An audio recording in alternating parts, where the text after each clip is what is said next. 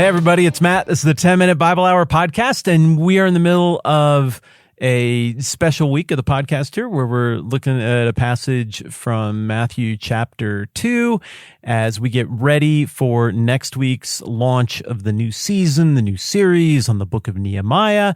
And I want to check in real quick before we do the next chunk of the Matthew 2 thing that we're doing this week to tell you that I'm sending stuff out like right now. Today and tomorrow, we're getting everything packaged up. Everything is in. I've got it. Your Nehemiah books are coming out for everybody who currently supports at any level. You're getting one of those Nehemiah Field Notes books. They look awesome. And then the Esther Achievement stickers in honor of what we just accomplished together. Those are in. They are so stinking cool. I love them. Everybody who is supporting in any way, at any level, on any platform, you're going to get one with the cool gold outline as a way of saying thank you. That's just going to show up along with your Nehemiah book. And for anybody else who would like to get one of those Esther Achievement stickers, there's a white outline version that is now available on the website. I wanted it to just be $10. You go and you click on the thing, it's $10. It's like, it's the easiest thing I ever did. It was just $10. No funny business. And then I just get it. But it doesn't work that way. Apparently, to make everything work, it's got to be $4, and then it's $6 for the shipping and handling and the tax and whatever. But it adds up to $10. So it's $10. I know a few of you went and bought it and you got charged shipping on top of that. We gave you your money back. It's ridiculous. $16 for a sticker? That's insane. $10? That makes perfect sense. Totally rational. So that's there at thetmbh.com or thetmbh.com/shop. All of that stuff is happening. I'm real excited about it. And I'm already tearing into Nehemiah, and I'm probably going to hit record on that tomorrow.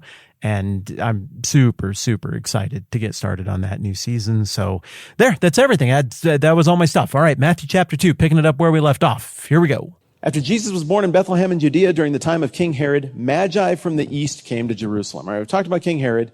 Who are the Magi? This is a little bit easier. We're almost sure that this would have been a special class of fortune-telling, dream-interpreting experts from Babylon. Now, we know this because Magi, using the same kind of language and the same kind of description, are repeatedly referenced in Daniel. Do you remember when Shadrach, Meshach, and Abednego were vexing Nebuchadnezzar and he called together his magi and sorcerers and all of this stuff to sort the thing out? It's in chapter 1 and chapter 2, if you want to look it up for yourself, of the book of Daniel. And when Daniel was called upon to interpret dreams, it was because the Magi could not deliver on those interpretations. I assume, and I think for good reason, that the Magi we're talking about here would have been descended from the same group of experts, the same class of people. Which raises the question, how do we get the idea that these people were kings? The answer to that involves a document from the 9th century and some embellishments. Some people look at a prophecy in the Old Testament about all the kings of the nations bowing down before Jesus. One person made the connection and said, well, this is probably how that was fulfilled. And then it went off and ran. But almost certainly there's nothing kingly about these people at all. They were magi or wise men. You'll notice that no number is listed. The whole 3 kings also is complete speculation. It looks like eventually people said, well, they brought 3 gifts, so there must have been 3 kings. It would have been insane to travel over the Silk Road with that kind of wealth with 3 guys unaccompanied. I'm sure it was a giant retinue, a ton of people, and there's no need whatsoever to think that there were just 3. Could have been dozens, could have been a group. We just know there's more than one. They asked, where's the one who's been born King of the Jews? We saw his star in the east and have come to worship him. That's kind of an interesting moment in this passage because, again, for us, it's just kind of confusing. You saw a star or something, and so now you believe in Jesus? How did you connect these dots? How did you add up the details sufficiently to even know what to look for? But there are many sources, and one in particular, a Roman historian named Suetonius, who write that the expectation permeated the ancient world, especially in the East, that the ruler of the world would come out of Judea, that there was some great king coming from here. And that just makes sense. So, that history story that I've walked you through 10 billion times about Abraham and Moses and David and the divided kingdom and the exile and all of that, every single time something happens in that story, Jews are distributed around the ancient world. And they take with them their prophets and their scriptures and all of this stuff. While they were in Babylon, they had a thriving religious community, and people would have heard the expectation that a great king would be coming out of their homeland. Under Persia, the same thing would happen. Amongst the Greeks in Asia Minor, in Egypt, all over the world, people were hearing the same insistence from the Jews, and they had some miraculous history to back up that claim. And we're not talking about a year or two of this kind of history either. We're talking about many, many, many centuries of this being repeated. It would have entered into the lore and into the expectations over that amount of time. So these magi see some kind of star. What is the star? I don't know. Lots of people are pretty sure they know, but every theory has serious flaws to it. Kepler, remember, astronomer from the Age of Enlightenment, he had all kinds of theories about what this is. Some have theorized that Jupiter aligned with Saturn, aligned with a star from the constellation Pisces, and they kind of glommed together, and Jupiter is representative of the East, and Saturn is representative of the Jews to ancient astrologers, and so they figured it all out. But the dates don't quite work out, and how would that look like a star? That would look like a bunch of stars, and they wouldn't even be close together. So that seems forced to me. Kepler proposed the idea that maybe it was a supernova that came and went quickly. I guess that could be, but the idea of that being oriented to the same place doesn't make any sense.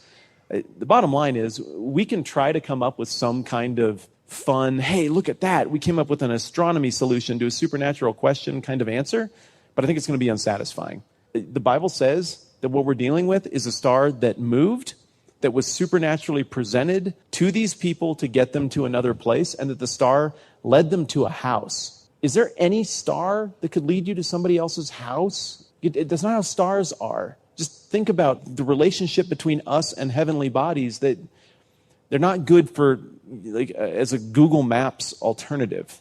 And so this star, in my estimation, probably was something just ridiculously supernatural that maybe would have escaped the notice of an uninformed person glancing up at the sky, but that these people could not possibly miss, and they knew there had to be something to it. Another reason I think it must have been supernatural is because it took them 2 years and unbelievable amounts of money to walk across Asia to chase a star. I've had some whims. Like one time, I was like, you know what I want? Little Caesars, but I'd have to drive all the way to Riverton. So I did. It cost like $12 plus the cost of fuel. Pretty spontaneous. You know what's never occurred to me? Whoa, the stars look weird tonight. I should walk across Asia for 2 years. The fact that this was their behavior means something about this was very, very compelling and out of the ordinary to people who would know that it was compelling and out of the ordinary. They go on this trip, and Herod is clever. When Herod heard this, he was disturbed, and all Jerusalem with him. I don't think all Jerusalem knew. I think all Jerusalem is a reference to, like when I say, well, that's how Washington does things. I don't mean George Washington. I don't mean Washington State. I don't mean some dude who owns a barbecue joint in Washington, D.C. I mean the people who make up the government, right? And you all know the expression. Likewise, all Jerusalem would be a reference to all the decision makers, the movers, the shakers, the religious elite. Why are they disturbed? Well, I think this brings us back to the Mad Max thing.